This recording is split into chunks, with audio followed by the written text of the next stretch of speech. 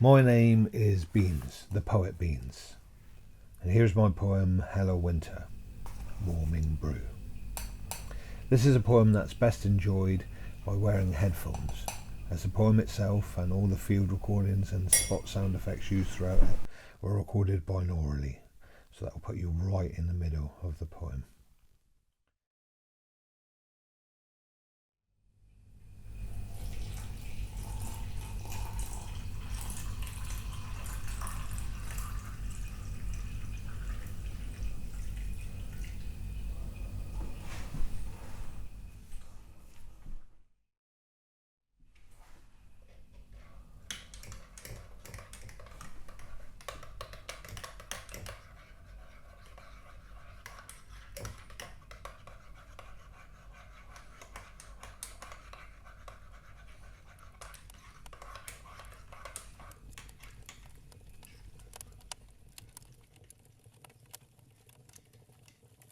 Hands around the mug whose heat embraces all who sit around, submit to waves of warmth the fire emits. Inside that cosy feeling tied to memories, steamy hazy, handmade blankets, crocheted patches, recollections. Yarn that yearns to be pulled tight by cold numb fingers in the night, held together, under, over, weaving tribute threads that spread like dry thatched truths on saucer lays.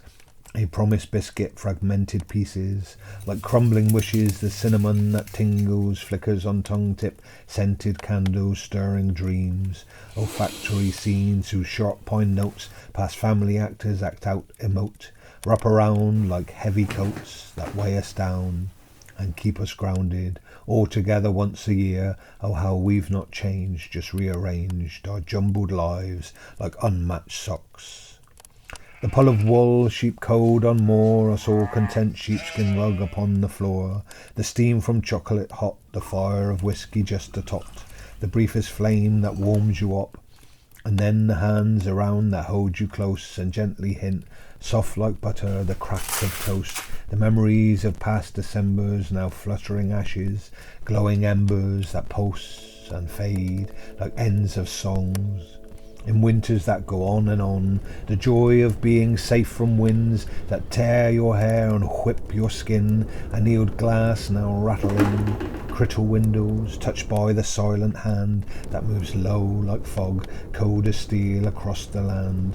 Jack Frost who has not etched the flecks of gloss, not scraped with blade. Single panes float, reflections fade, his crystal ferns unfurling like the fire that burns. They decorate in twists and turns, in fronds opaque, intricate fractal tumbling shapes. The steam that rises from wet clothes, the squelch of muddy puddles leaves the sole of boots that rise to heaven. The longest walk, the sky that weeps all over tors and forest peaks, thrown over mottled liver spot ridden, compressed and stormy weathered Devon. And drives us in to shelter welcome, a kettle boiled, its whistle gone, the sound now robbed along with others we have missed of hooves on cobbles, rag and bone, the landline ringing, hallway phone, the tick of clocks now digitised, and all our lives so sanitised. The hot tin baths and babies' laughs, and push-me mowers tearing grass. The summer's gone and we are all consigned to weary sighs, the warmth inside. Our hands around the mug now empty, cold, its tannin stains like old friends gone. Their faces fading now revealed, dry lips partake, our fate is sealed. Top again, like photographs or snatches dreamt, a refilled bath, iridescence that can't be grabbed, effervescent crumbs of laughter that blow across the hallway landing, reigniting those cold embers, the draught, the breath across those years, the warm reminder, see, salt tears.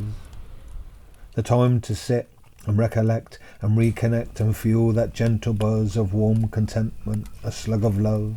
So top me up the barley brie, John Barleycorn, Rabbi and me, and once again I will submit to waves of comfort friends effuse, and wallow in that warming brew.